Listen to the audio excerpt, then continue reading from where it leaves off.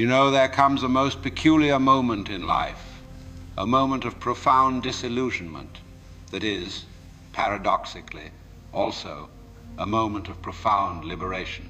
It's the day you look at your parents and suddenly see through the whole masquerade.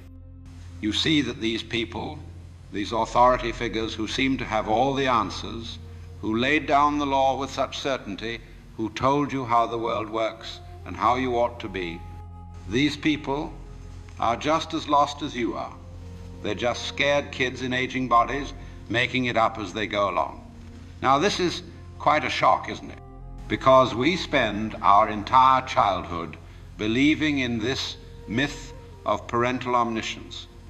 Mother knows best. Father knows what's right. They have the map, the instruction manual, the secret knowledge of how to navigate this strange game called life. And we trust them implicitly because, well, what choice do we have? We're small, vulnerable, utterly dependent. We need them to know what they're doing. But then one day, perhaps you're 20, perhaps you're 40, you're having a conversation with your mother, and she says something that reveals her deep insecurity.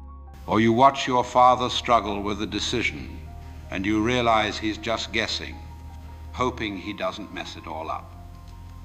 And suddenly, the curtain falls away. The Wizard of Oz is revealed to be just a frightened little man pulling levers. And here's the thing, they were always scared. When they were scolding you for staying out too late, they weren't operating from some higher wisdom. They were terrified something might happen to you because they had no idea how to protect you from a chaotic world. When they pushed you toward a safe career, they weren't seeing your true potential. They were projecting their own fears of scarcity and failure. When they couldn't answer your deepest questions about life and death and meaning, they got angry or dismissive, not because you were being inappropriate, but because you were touching the very wounds they'd spent decades trying to ignore. You see, your parents were raised by scared kids too, and those scared kids were raised by scared kids before them. It's scared kids all the way down, generation after generation, each one pretending to have it figured out, each one secretly terrified they're doing it all wrong, each one passing along their anxieties like heirlooms. Now, you might think this realization would breed resentment, and perhaps it does, for a time. You might feel angry that they didn't have the answers.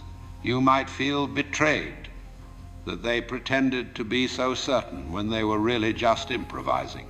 You might grieve for the childhood you didn't have, the one where you were truly safe and guided by wise, confident beings.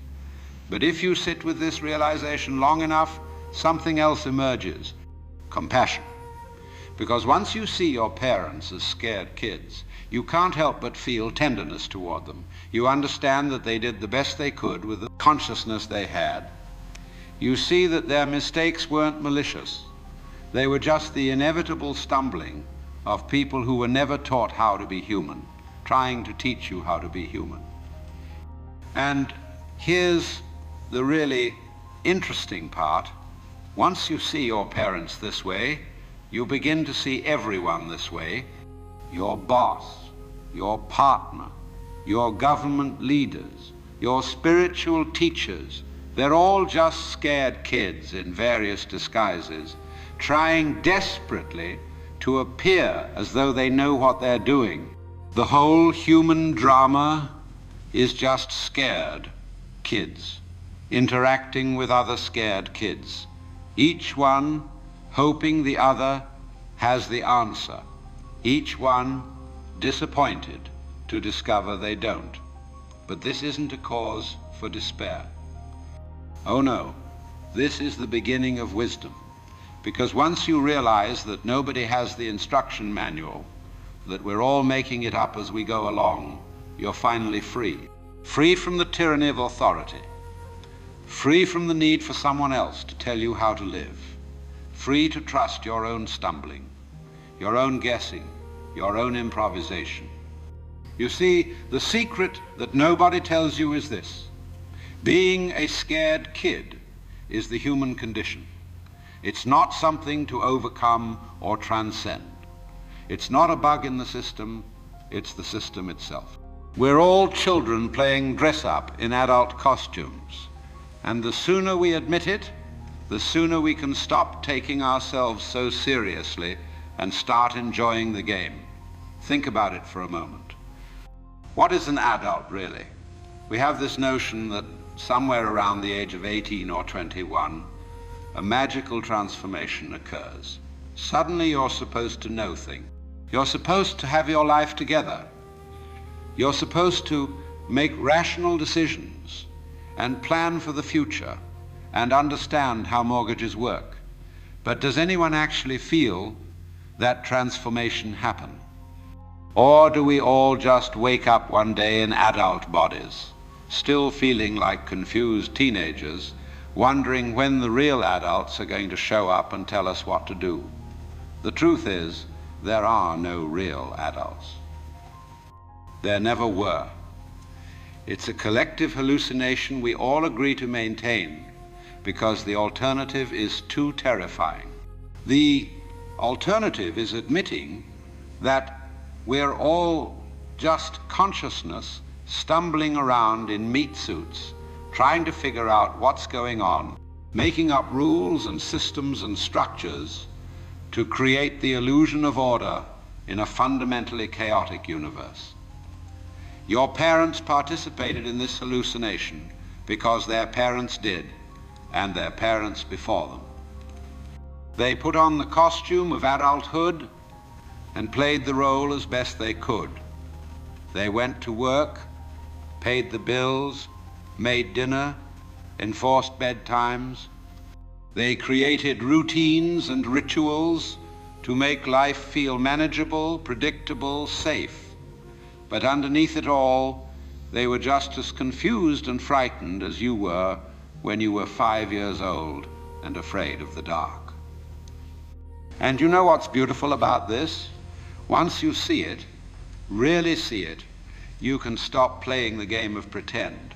You can stop waiting to feel like a real adult. You can stop comparing yourself to some imaginary standard of having it all figured out. Because nobody has it figured out. Nobody ever did.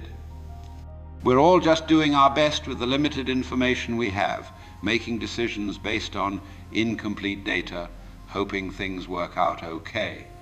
This realization changes everything. It changes how you relate to your parents. Instead of resenting them for their failures, you can appreciate them for their efforts. Instead of holding them to impossible standards, you can see them as fellow travelers on this strange journey. You can have conversations with them as equals, human to human, scared kid to scared kid. And often, when you approach them this way, something magical happens. They drop their own pretense. They admit their doubts and fears. They tell you stories about their own confusion and uncertainty. And suddenly, you have a real relationship instead of a performance. It also changes how you relate to yourself. You stop beating yourself up for not having everything figured out. You stop feeling like an imposter in your own life.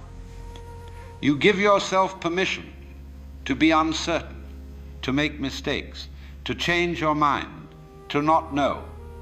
And paradoxically, this acceptance of your own confusion often leads to greater clarity. Because when you're not wasting energy pretending to be confident, you can actually pay attention to what's happening. You can learn, you can grow, you can adapt, and it changes how you relate to the world. You stop looking for gurus and experts to save you. You stop giving your power away to people who claim to have the answers. You develop a healthy skepticism toward anyone who seems too certain. because you understand that certainty is usually just fear in disguise. The people who are most sure they're right are often the most terrified of being wrong. Instead, you start trusting the process of not knowing. You start seeing uncertainty not as a problem, but as the very ground of creativity and discovery. You start asking better questions instead of demanding definitive answers.